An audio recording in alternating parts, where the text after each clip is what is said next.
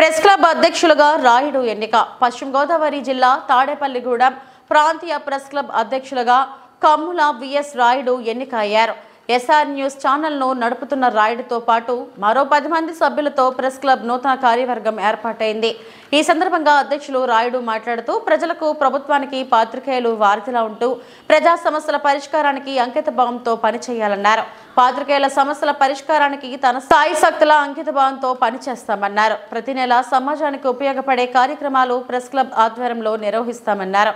ఈ సందర్భంగా మంగళవారం జరిగిన సమావేశంలో సీనియర్ పాత్రికేయులతో పాటు పలు పత్రికలు, టీవీ ఛానల్లో పనిచేస్తున్న పాత్రికేయులు పాల్గొన్నారు.